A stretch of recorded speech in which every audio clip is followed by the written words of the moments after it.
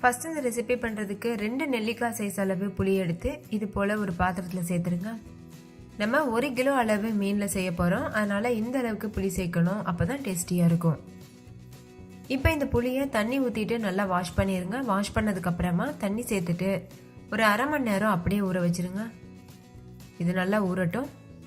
நல்லா ஊறினதுக்கப்புறமா புளியை நல்லா கரைச்சிட்டு அதுக்கப்புறமா அந்த சக்கையை வெளியில் எடுத்துட்டு அந்த சாறை மட்டும் சேர்க்கணும் குழம்புல.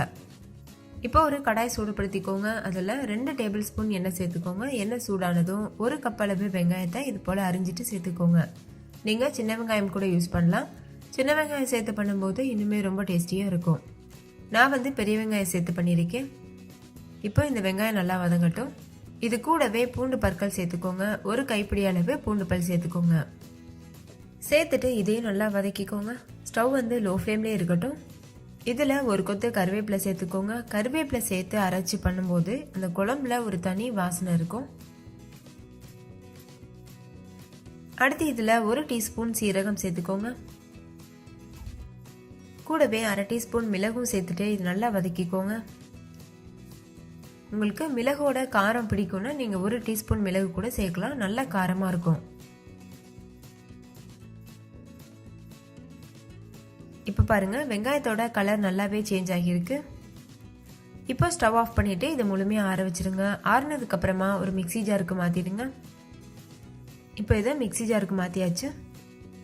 முழுமையாக ஆறுனதுக்கு அப்புறம் தான் அரைக்கணும். தேவையான அளவு தண்ணி சேர்த்து ஃபைன் பேஸ்ட்டாக அரைச்சி எடுத்துக்கோங்க. அரைச்சி விழுது இப்போ ஒரு ஓரமாக இருக்கட்டும். அதே கடாயில் நம்ம குழம்பு செய்ய போகிறோம். எக்ஸ்ட்ரா ஒரு 3 டேபிள் ஸ்பூன் எண்ணெய் சேர்த்துக்கோங்க.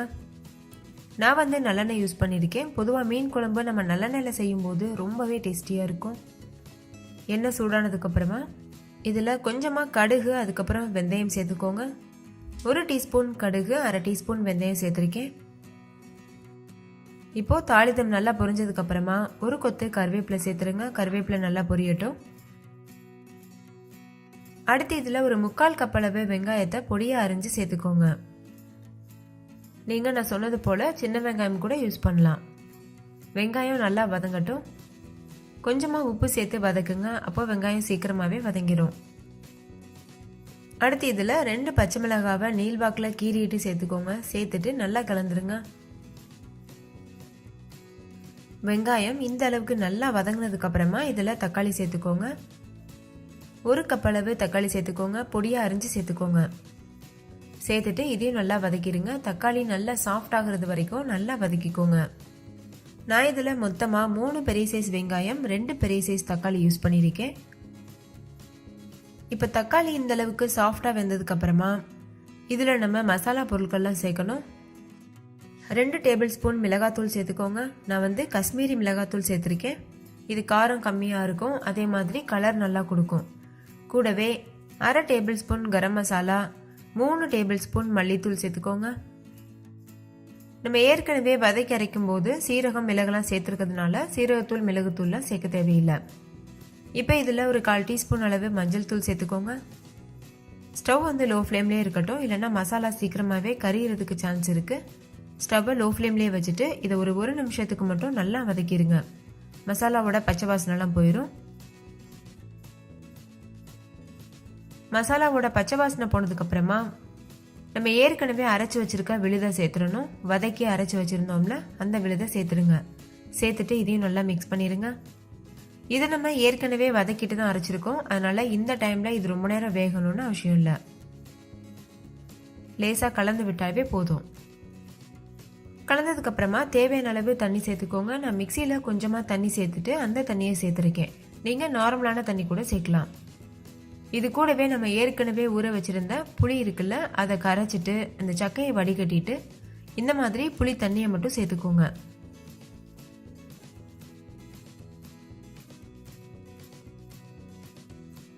புளி தண்ணி சேர்த்ததுக்கப்புறம் நல்லா மிக்ஸ் பண்ணிடுங்க. இதுக்கப்புறம் உங்களுக்கு தேவைன்னா நீங்கள் தண்ணி சேர்த்துக்கலாம். நான் 1 கப் அளவு தண்ணி சேர்த்துக்கிறேன். ஏன்னா இப்போ குழம்பும் கொதிச்சு வரும், அதுக்கப்புறம் நம்ம மீன் சேர்த்தும் வேக வைக்கணும், அதனால் தண்ணி கொஞ்சம் அதிகமாகவே சேர்த்துக்கோங்க. குழம்பு நல்லா கெட்டியாக வரும்போது அது செட் ஆகிரும். இப்போ இதில் நான் 1 கப் அளவு தண்ணி சேர்த்துருக்கேன். தண்ணி சேர்த்து நல்லா மிக்ஸ் பண்ணிக்கலாம். இந்த ஸ்டேஜில் உப்பெல்லாம் கரெக்டாக இருக்கான்னு செக் பண்ணி பாருங்கள். உப்பு கரெக்டாக இல்லைன்னா நீங்கள் கொஞ்சமாக உப்பு சேர்த்துக்கலாம். இப்போ குழம்பு நல்லா கொதிச்சு வர ஆரம்பிச்சிருச்சு. மூடி போட்டு மூடிட்டு எண்ணெய் பிரிஞ்சு வர வரைக்கும் வேக வச்சுக்கோங்க. குழம்பு நல்லா வேகட்டும். இப்போ பாருங்கள், நம்ம சேர்த்துருந்த எண்ணெயெல்லாம் பிரிஞ்சிருக்கு. குழம்பும் கரெக்டான கன்சிஸ்டன்சியில் இருக்குது. இந்த ஸ்டேஜில் நல்லா மிக்ஸ் பண்ணிவிட்டு அதுக்கப்புறமா நம்ம ஏற்கனவே கட் பண்ணி வாஷ் பண்ணி வச்சுருக்க மீனை சேர்த்துருங்க. நான் 1 கிலோ அளவு வஞ்சரம் மீன் எடுத்திருக்கேன். இதை இப்போ இந்த மாதிரி சேர்த்துருங்க. மீன் ஒன்றோட ஒன்று ஒட்டாமல் தள்ளி தள்ளி இருக்க மாதிரி பார்த்துக்கோங்க. எல்லா மீனையும் சேர்த்ததுக்கப்புறமா மூடி போட்டு மூடிட்டு ஒரு 3 நிமிஷத்துக்கு மட்டும் வேக வச்சுக்கோங்க. மீன் சீக்கிரமாகவே வெந்துடும்.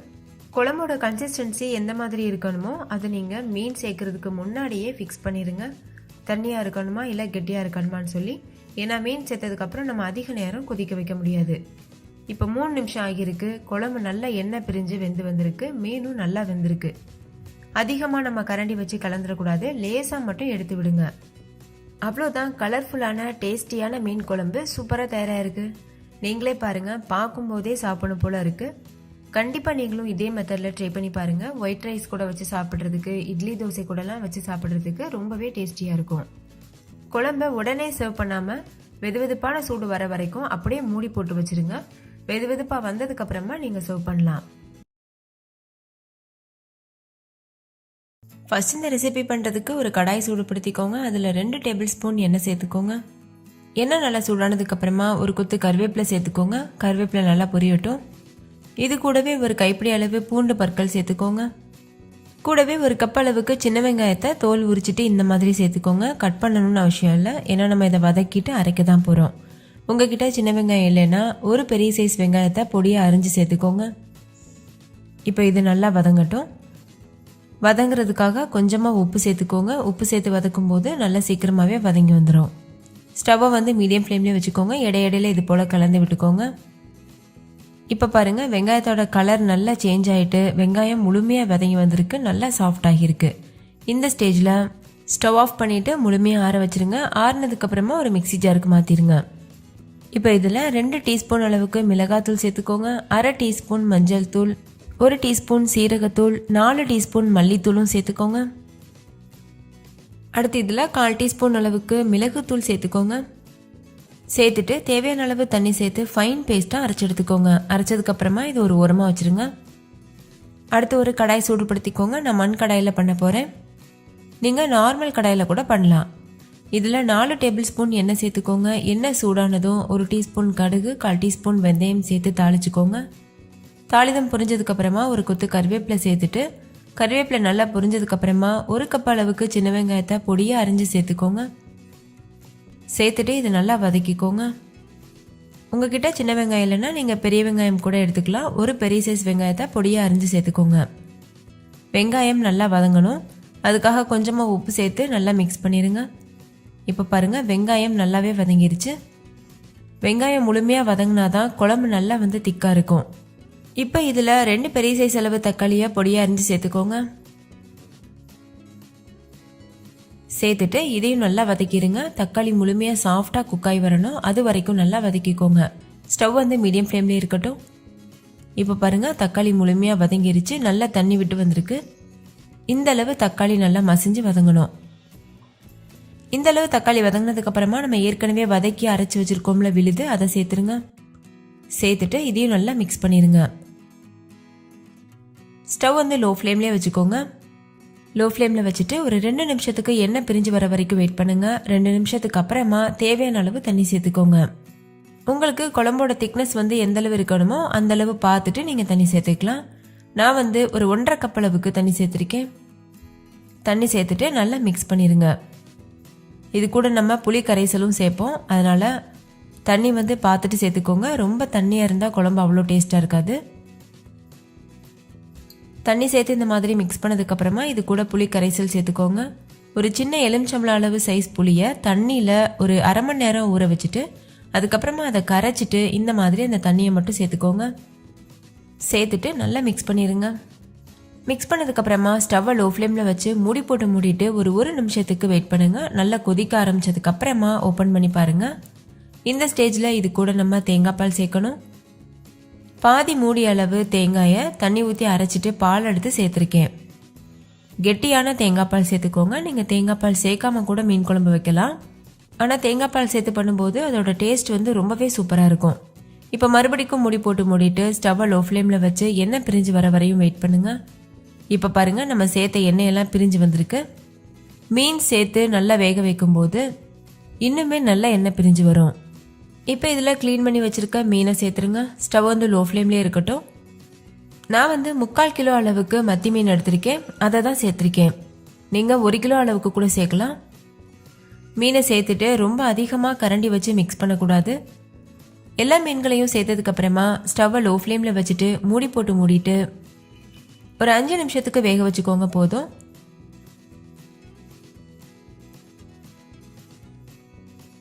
இப்போ பாருங்கள், எல்லா மீன்களையும் சேர்த்தாச்சு. கரண்டி வச்சு லேசாக இந்த மாதிரி அமுத்தி விடுங்க போதும். குழம்பு வந்து அந்த மீனுக்கு மேலே இருக்கணும், அந்த மாதிரி பார்த்துட்டு பண்ணிக்கோங்க. இந்த மாதிரி அமுத்தி விட்டதுக்கப்புறமா மூடி போட்டு மூடிட்டு நான் ஏற்கனவே சொன்னது போல் ஒரு 5 நிமிஷம் மட்டும் வேக வச்சுக்கோங்க. மீன் சீக்கிரமாகவே வந்துடும். ரொம்ப நேரம் வேக வச்சிட்டோன்னா மீன் வந்து ரொம்ப குழஞ்சி போயிடும். அதனால் கரெக்டான நேரத்தில் ஸ்டவ் ஆஃப் பண்ணிடுங்க.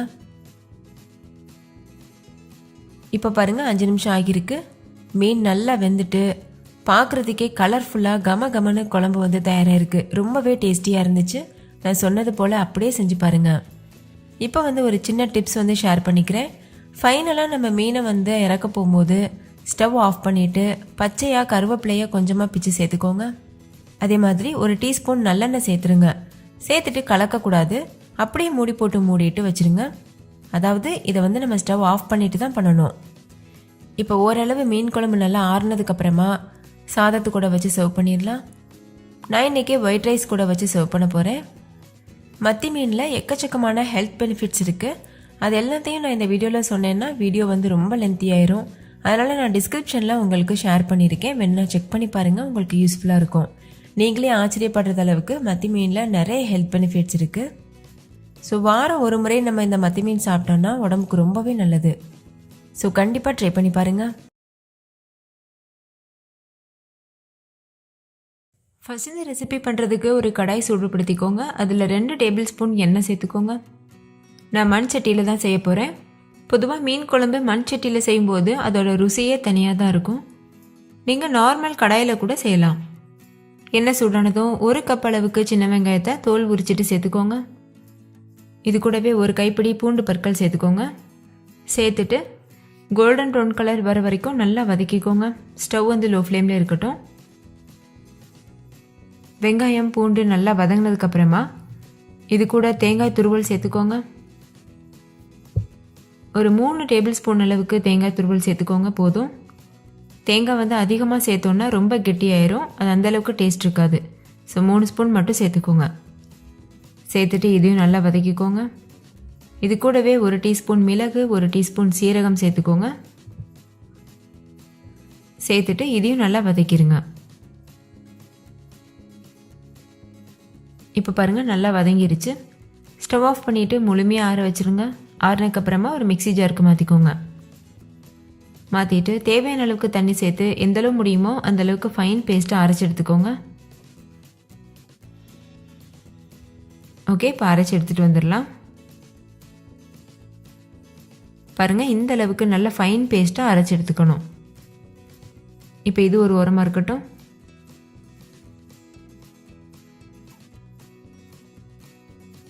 இப்போ ஒரு கடாய் சூடுபடுத்திட்டு அதில் எண்ணெய் சேர்த்துக்கோங்க. நான் வந்து நல்லெண்ணெயில் தான் மீன் குழம்பு எப்போதும் செய்வேன், அப்போ தான் டேஸ்ட்டு சூப்பராக இருக்கும். ஒரு 4 டேபிள் ஸ்பூன் வரைக்கும் எண்ணெய் சேர்த்துக்கோங்க. மீன் குழம்புக்கு எண்ணெய் கொஞ்சம் ஜாஸ்தியாக சேர்த்தோன்னா ரொம்ப டேஸ்ட்டாக இருக்கும். எண்ணெய் சூடானதுக்கப்புறமா 1 டீஸ்பூன் அளவுக்கு கடுகு சேர்த்துக்கோங்க. கூடவே 1/4 டீஸ்பூன் அளவுக்கு வெந்தயம் சேர்த்துக்கோங்க. 1/4 டீஸ்பூன் சீரகம் சேர்த்துக்கோங்க. தாளிதம் நல்லா பொரிஞ்சக்கப்புறமா 1 கப் அளவுக்கு சின்ன வெங்காயத்தை பொடியாக கட் பண்ணிவிட்டு சேர்த்துக்கோங்க. நான் வந்து வெங்காயத்தை இடிச்சிட்டு தான் சேர்க்க போகிறேன். உங்களுக்கு இடி உரல் இல்லைன்னா நீங்கள் பொடியாக கட் பண்ணி சேர்த்துக்கலாம். நம்ம வந்து இடித்து சேர்த்து செய்யும்போது டேஸ்ட் வந்து ரொம்ப சூப்பராக இருக்கும். இப்போ இதை லேசாக வதக்கிட்டு இது கூட 1 கைப்பிடி அளவு பூண்டு பற்கள் நல்லா நசுக்கிட்டு சேர்த்துக்கோங்க. ரொம்ப மைய நசுக்கிடக்கூடாது, 1-2 இடித்து சேர்த்துக்கோங்க. சேர்த்துட்டு இதையும் நல்லா மிக்ஸ் பண்ணிடுங்க. பூண்டு வெங்காயம் பச்சை வாசனை போகிற வரைக்கும் நல்லா வதக்கிடுங்க. பொதுவாக மீன் குழம்புக்கு சின்ன வெங்காயம் தான் டேஸ்ட் கொடுக்கும். ஒருவேளை உங்களுக்கு இல்லாத பட்சத்தில் நீங்கள் பெரிய வெங்காயம் யூஸ் பண்ணிக்கலாம். இப்போ பாருங்கள், வெங்காயம் நல்லா வதங்கிருச்சு. இது கூட 4 மீடியம் சைஸ் தக்காளியை கட் பண்ணிவிட்டு சேர்த்துக்கோங்க. இந்த மாதிரி பெரிய பெரிய பீசஸாகவே கட் பண்ணிவிட்டு சேர்த்துக்கோங்க. ரொம்ப பொடியாக கட் பண்ணிட வேண்டாம். தக்காளி நல்ல பழுத்த பழமாக இருக்கணும். தக்காளி நல்லா சாஃப்ட் ஆகிற வரைக்கும் வதக்கிக்கோங்க. இது கூடவே கொஞ்சமாக உப்பு சேர்த்துட்டு வதக்கிக்கோங்க. அப்போ தக்காளி வெங்காயம் சீக்கிரமாகவே வதங்கிடும்.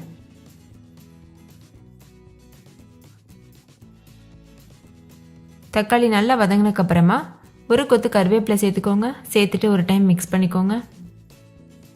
அடுத்து இது கூட 2.5 டேபிள் ஸ்பூன் அளவுக்கு மிளகாய்த்தூள் சேர்த்துக்கோங்க. நான் தனி மிளகாய்த்தூள் தான் யூஸ் பண்ணியிருக்கேன். இந்த மிளகாய்த்தூள் வந்து காரம் கம்மியாக இருக்குது, அதனால் நான் 2.5 டேபிள் ஸ்பூன் யூஸ் பண்ணியிருக்கேன். நீங்கள் யூஸ் பண்ணுற மிளகாய்த்தூளை பொறுத்து அதிகமாகவோ குறைவாகவோ சேர்த்துக்கோங்க. அடுத்து இது கூட ஒரு 1/2 டீஸ்பூன் அளவுக்கு மஞ்சள் தூள் சேர்த்துக்கோங்க. 3 டேபிள் ஸ்பூன் அளவுக்கு மல்லித்தூள் சேர்த்துக்கோங்க. மிளகாய்த்தூள் மல்லித்தூள்லாம் எப்படி அரைக்கணும்னு வீடியோ அப்லோட் பண்ணியிருக்கேன், செக் பண்ணி பாருங்கள். அதே போல் நீங்கள் அரைச்சி குழம்பு வச்சிங்கன்னா ரொம்ப டேஸ்டியாக இருக்கும். இப்போ மசாலா பச்சை வாசனை போகிற வரைக்கும் நல்லா மிக்ஸ் பண்ணிடுங்க. மசாலா பச்சை வாசனை போனதுக்கப்புறமா புளி கரைசல் சேர்த்துக்கோங்க. ஒரு பெரிய லெமன் சைஸ் அளவு புளி எடுத்து தண்ணியில் நல்லா வாஷ் பண்ணிவிட்டு 1/2 மணி நேரத்துக்கு ஊற வச்சுட்டு அதுக்கப்புறமா அதை நல்லா கரைச்சிட்டு தண்ணியை மட்டும் வடித்து சேர்த்துக்கோங்க. சேர்த்து நல்லா கலந்ததுக்கப்புறமா நம்ம ஏற்கனவே அரைச்ச பேஸ்ட் இருக்குல்ல, அதையும் இது கூடவே சேர்த்துக்கோங்க.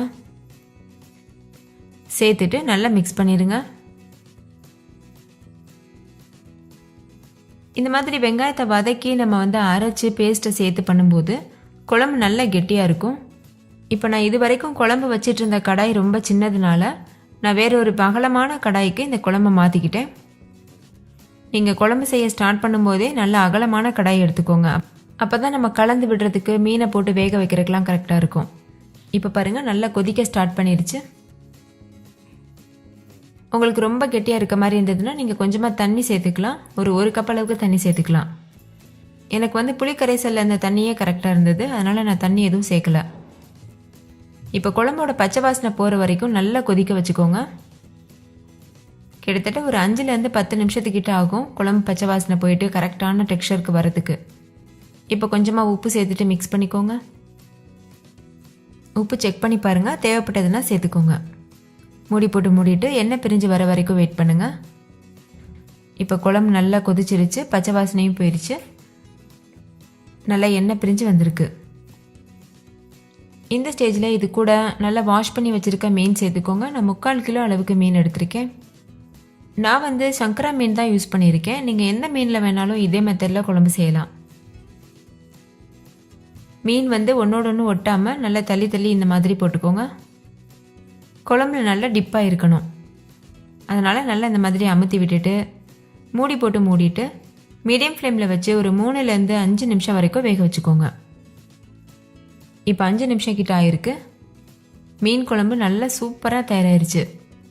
மீன் வந்து ரொம்ப நேரம் வெந்துடக்கூடாது. கரெக்டாக ஒரு 3லேருந்து 5 நிமிஷத்துக்கு வேக வச்சுட்டு ஸ்டவ் ஆஃப் பண்ணிடுங்க. ஸ்டவ் ஆஃப் பண்ணிவிட்டு மூடி போட்டு மூடிட்டு அப்படியே விட்டுருங்க. ஏன்னா மீன் வேகிறதுக்கு அந்தளவுக்கு டைம் எடுக்காது, சீக்கிரமாகவே வெந்துடும். நம்ம மீனை ரொம்ப நேரம் வேக வச்சோன்னா ரொம்ப குழஞ்சி போன மாதிரி ஆயிரும். ஓகே, இப்போ நம்ம ஸ்டவ் ஆஃப் பண்ணிவிட்டு ஒயிட் ரைஸ் கூட வச்சு சர்வ் பண்ணிடலாம். இந்த மீன் குழம்பு ஒயிட் ரைஸ் கூட மட்டும் இல்லை, இட்லி தோசை எல்லாத்துக்கூடமே பக்காவான காம்பினேஷனாக இருக்கும். நீங்கள் முதல் நாள் மீன் குழம்பை வச்சுட்டு மறுநாள் அதை சாப்பிடும்போது தான் இன்னுமே ரொம்ப ரொம்ப டேஸ்டியாக இருக்கும். நீங்கள் அன்னைக்கே செஞ்சு அன்னைக்கே சாப்பிட போகிறீங்கன்னா ஒரு 4 மணி நேரத்துக்கு முன்னாடியே மீன் குழம்பு செஞ்சு அப்படியே மூடி போட்டு மூடி ஒரு ஓரமாக வச்சுருங்க. அதுக்கப்புறமா சாப்பிடும்போது ரொம்ப டேஸ்டியாக இருக்கும். நம்ம ஃப்ரெஷ்ஷாக சாப்பிட்றத விட 4 மணி நேரத்துக்கு அப்புறமா சாப்பிடும்போது தான் அதோட டேஸ்ட்டை நம்மளால் முழுமையாக உணர முடியும். ஓகே ஃப்ரெண்ட்ஸ், நீங்கள் கண்டிப்பாக உங்கள் வீட்டில் ட்ரை பண்ணி பாருங்கள். வீட்டில் இருக்க எல்லாரும் உங்களை பாராட்டுவாங்க, மறுபடிக்கும் செய்ய சொல்லி கேட்பாங்க. அந்த அளவுக்கு இந்த டேஸ்ட் அவங்களுக்கு மறக்கவே மறக்காது. ஸோ மிஸ் பண்ணிடாதீங்க. ஓகே ஃப்ரெண்ட்ஸ், இந்த வீடியோ உங்கள் எல்லாருக்கும் ரொம்ப பிடிச்சிருக்கும்னு நம்புகிறேன். பிடிச்சிருந்தா லைக் பண்ணுங்கள், உங்கள் ஃப்ரெண்ட்ஸ் கூட ஷேர் பண்ணுங்கள். நீங்களும் ட்ரை பண்ணி பார்த்துட்டு டேஸ்ட் எப்படி இருந்ததுன்னு கமெண்ட்டில் சொல்லுங்கள். Thank you, bye bye.